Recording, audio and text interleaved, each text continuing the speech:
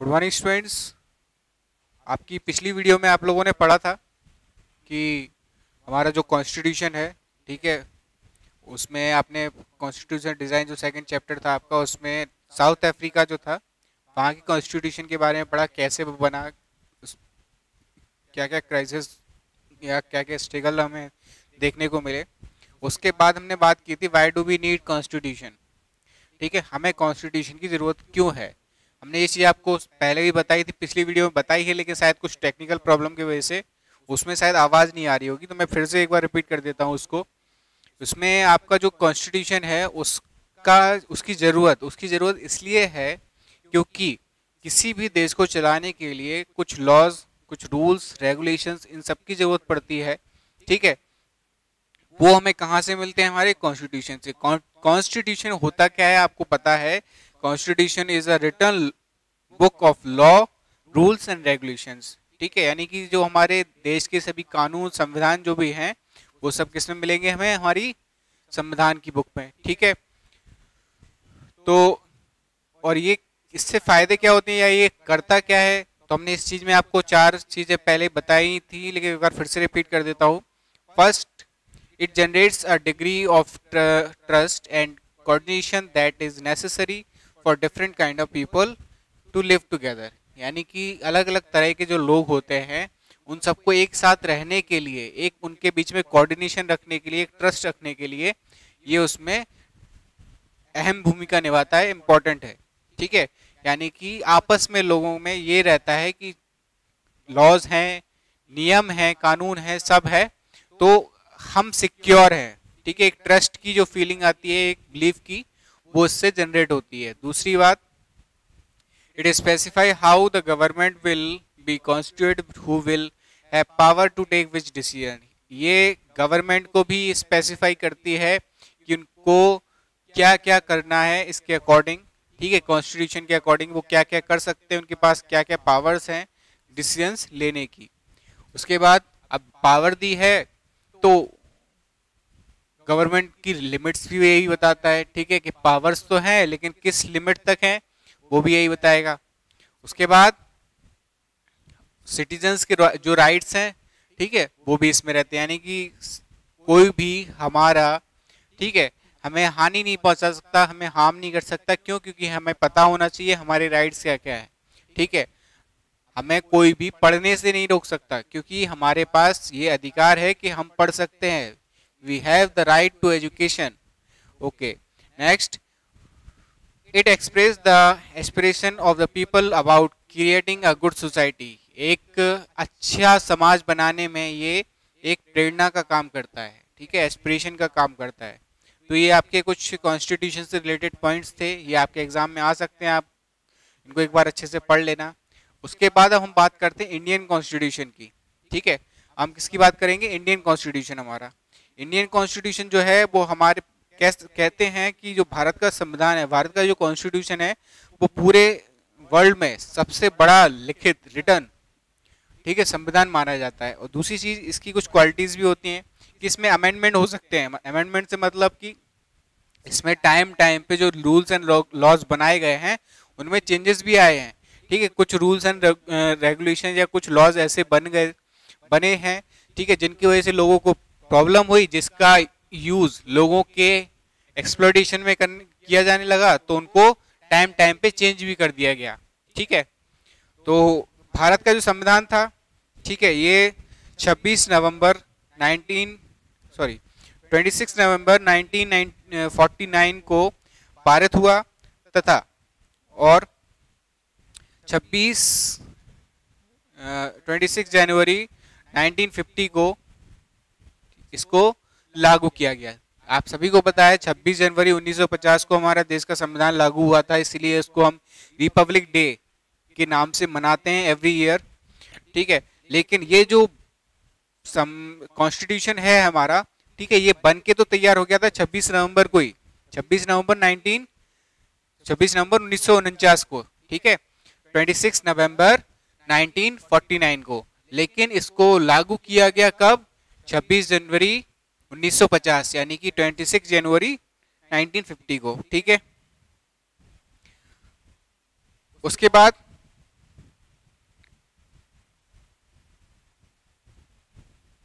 ठीक है, ये जो संविधान था, ठीक है, ये इसके अध्यक्ष या इसके जो प्रेसिडेंट थे उनका नाम था डॉक्टर राजेंद्र प्रसाद। ठीक है, इनसे पहले, ठीक है, एक अस्थायी यानी कि ये तो परमानेंट थे, ठीक है, इनसे पहले एक कुछ टाइम पीरियड के लिए, शायद एक दिन के लिए, ठीक है, जो बने थे वो थे हमारे सच्चिदानंद सिन्हा। ठीक है, कुछ सर्कमस्टेंस की वजह से उनको उस पद से इस्तीफा देना पड़ा। उसके बाद जो परमानेंट अध्यक्ष इसके बनाए गए वो थे हमारे राजेंद्र प्रसाद जी। ठीक है, उसके बाद अब ये कहते हैं कि जो भारत का संविधान जो है, ठीक है, इसके लिए कुछ समिति बनाई गई, इसके लिए जो कुछ कमिटीज बनाई गई। अब संविधान बनाने के लिए कुछ लोगों की जरूरत पड़ेगी, ठीक है, लोगों की जरूरत पड़ती है, तो कुछ कमिटीज बनाई गई संविधान को बनाने के लिए। ठीक है, making of the Indian constitution, हमें कुछ कमिटीज की जरूरत पड़ी जो कि इस पूरे संविधान को बनाएंगे, कौन कौन से लॉज होने चाहिए, ठीक है, कौन से रूल्स, सब कुछ उसमें लिखने के लिए हमें कुछ लोगों की, कुछ कमिटी की जरूरत पड़ी। तो अगस्त 1946 में इलेक्शन हुए थे इस चीज के लिए, संविधान की सभा के लिए, कमेटी के लिए। ठीक है, इसकी पहली जो बैठक थी, फर्स्ट मीटिंग जो थी, ठीक है, वो दिसंबर 1946 में हुई थी। इसके बाद, इसके जस्ट बाद ही ये संविधान कमेटी जो थी, कॉन्स्टिट्यूशन कमेटी जो थी, वो दो पार्ट में डिवाइड हो गई। कौन कौन से? एक तो इंडिया का, दूसरा पाकिस्तान का। ये क्यों हो गया? क्योंकि मोहम्मद अली जिन्ना जो थे, उन्होंने मुस्लिम लीग की जो थी उनकी, ठीक है, मुस्लिम लीग, उन्होंने ये बोला कि नहीं, हमें हमारा देश अलग चाहिए, ठीक है, हमें हमारा देश का संविधान अलग चाहिए। जैसे कि अभी कुछ टाइम पहले कश्मीर की जो कंडीशंस थी, ठीक है, वहां का संविधान अलग था, वहां का नेशनल फ्लैग अलग था। ठीक है, तो उसी टाइप से पाकिस्तान ने मांग की थी कि नहीं, हमारा पूरा इलेक्शन कमीशन, इलेक्टोरल सिस्टम पूरा वो अलग होना चाहिए, कॉन्स्टिट्यूशन अलग होना चाहिए, हमें मतलब पूरी तरह से अलग रहना है। ठीक है, तो इस एक स्ट्रगल के चलते इंडिया और पाकिस्तान का डिवाइडेशन भी हुआ। ठीक है, तो इनकी दोनों की अलग अलग कमिटीज हो गई। तो इंडिया की जो कमिटी थी, ठीक है, उसमें टोटल 299 मेंबर्स थे।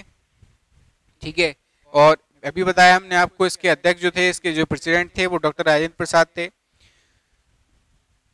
इस कमिटी ने 26 नवंबर 1949 में अपना काम पूरा कर लिया था। ठीक है, इसके बाद 26 जनवरी 1950 को इस कॉन्स्टिट्यूशन को क्या कर दिया गया? लागू कर दिया गया। उसके बाद इसको बनाने में टोटल टाइम कितना लगा? तो उसको बनाने में टोटल टाइम लगा 2 साल 11 महीने और 18 दिन। ठीक है, इतना इसको टाइम लगा।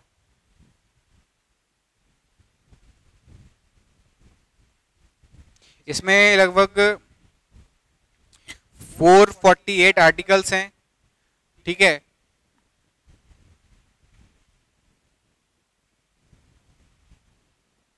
तो ये याद रखने वाली चीज है। ठीक है, आप जब भी इसको पढ़ेंगे, ठीक है, इसको पूरी अच्छी तरीके से डिवाइडेशन में रखा गया है, हर चीज के लिए अलग आर्टिकल, अलग लिस्ट बनाई हुई है उसमें। ठीक है, तो आप इसको एक बार पढ़ सकते हैं अच्छे से। उसके बाद इसके कुछ पार्ट्स भी रहते हैं। ठीक है, उनको एक बार इसमें तो नहीं दिए हैं, लेकिन आप पढ़ेंगे तो आपको, अगर कॉन्स्टिट्यूशन की बुक पढ़ेंगे तो उसमें सब मिल जाएंगे। उसके बाद इसकी अगर हम किस बात करें कि कॉन्स्टिट्यूशन जो था हमारा, ठीक है, उसकी स्पेशलिटीज, ठीक है, उसकी क्वालिटीज क्या क्या है, ठीक है, तो उसके बारे में बात करते हैं। सबसे पहली बात जो है इसकी, ठीक है, इसमें क्या है, एक वर्ड आता है, ठीक है, आपकी बुक में मैं पेज नंबर बता देता हूं आपको। पेज नंबर 29 पे एक पूरा एक टेबल बनी हुई, एक नोटिस टाइप बना हुआ है।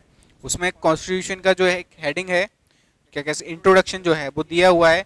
We the people of India having solemnly resolved to constitute India into a sovereign socialist secular democratic republic। ठीक है, तो सोवरेन यानी जो होता है संप्रभुता। ठीक है, यानी कि सबसे ऊपर कॉन्स्टिट्यूशन जो है हमारा वो सबसे ऊपर है, ठीक है, इसको सर्वोच्च माना गया है। भारत जो है वो किसी भी अदर कंट्रीज, ठीक है, या हमारे इंटरनल पावर्स की अगर हम बात करें, ठीक है, उनको पूरी तरह से नियंत्रित करने के लिए खुद में सक्षम है, ठीक है। कहने का मतलब ये है कि अगर हमारे ऊपर कोई भी प्रॉब्लम आती है तो उसको हमें ही सॉल्व करना है, हमें किसी और पे डिपेंड होने की जरूरत नहीं है, ठीक है। दूसरी बात थी इसमें सोशलिस्ट यानी समाजवादी, ठीक है। तो समाजवादी शब्द जो था, इसमें सोशलिस्ट शब्द जो था वो 1976 में जो 42 अमेंडमेंट जो हुआ था, ठीक है, उसमें जोड़ा गया था ये सब, ये वर्ड। यह अपने नागरिकों के लिए सामाजिक और आर्थिक समानता यानी कि हमारे जो सिटीजन्स हैं उनके लिए सोशली और इकोनॉमिकली, ठीक है, समानता यानी इक्वलिटी की बात कर रहे हैं, ठीक है, उसके बारे में बात कर रहे हैं। तो उसको ये कंफर्मेशन देते हैं। उसके बाद इसका मतलब क्या है कि कोई भी हो, चाहे वो छोटा हो बड़ा हो, किसी भी धर्म का हो, किसी भी जाति का हो, काला हो गोरा हो, उससे कोई भी भेदभाव नहीं किया जा सकता। उसी के लिए ये वर्ड को जोड़ा गया था कि ये डिस्क्रिमिनेशन, जो कि जैसे कि साउथ अफ्रीका में आप लोगों ने पढ़ा था, बताया था, व्हाइट एंड ब्लैक पीपल्स की जो बात चल रही थी वहां पे, ठीक है, उसी से रिलेटेड। उसके बाद नेक्स्ट था हमारा सेक्युलर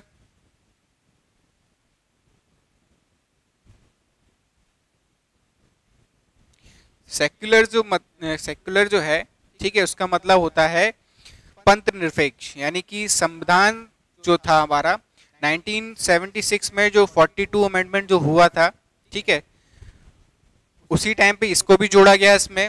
यह सभी धर्मों की समानता और यानी कि जितने भी हमारे धर्म है इंडिया में उन सबको समान दर्जा देना, ठीक है, यानी कि उनमें भी किसी को भेदभाव ना रखना कि अगर नहीं आपका धर्म बड़ा है या आपका छोटा है, इस टाइप का कोई भी भेदभाव नहीं होगा, ठीक है। तो ये सारे वर्ड्स इसमें जोड़े गए थे। उसके बाद हमारा आपको नेक्स्ट था डेमोक्रेटिक का आपको मतलब पता है, लोकतांत्रिक मतलब लोकतंत्र यानी जनता का तंत्र, लोगों का तंत्र यानी कि लोगों के द्वारा बनाया गया, ठीक है। तो यानी कि सब तरह से ये पावर्स तो बना दी, ठीक है, लॉज बना दिए, रूल्स बना दिए, उनको रन करवाने के लिए जो गवर्नमेंट बनाई उसको भी किसके थ्रू इलेक्ट किया जाएगा, जनता के थ्रू। तो लोकतंत्र हो गया यानी डेमोक्रेसी हो गया, ठीक है। चलिए उसके बाद हम बात करते हैं हमारे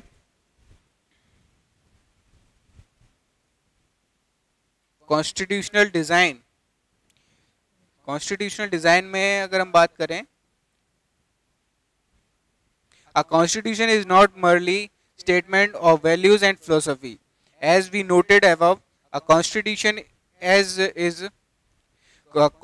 is mainly about embodying these values into institutional arrangement. Much of the document called Constitution of India is about these arrangements. कहने का मतलब केवल इतनी सी बात है कि जो इंडियन कॉन्स्टिट्यूशन हमारा जो है, जिसको डिजाइन किया गया है, इंस्टीट्यूशनल डिजाइन जो किया गया है, उसकी जितनी भी सारी चीजें हैं वो सबको ध्यान में रखते हुए की गई हैं, ठीक है। यानी कि उसमें हमारे फंडामेंटल राइट्स भी आते हैं, फंडामेंटल प्रिंसिपल्स भी आते हैं। अब चलिए राइट्स की बात करें तो राइट्स तो हमारे लिए हो गए, सिटीजन्स के लिए हो गए, ठीक है, कि हम क्या क्या कर सकते हैं, हमें क्या क्या अधिकार प्राप्त हैं।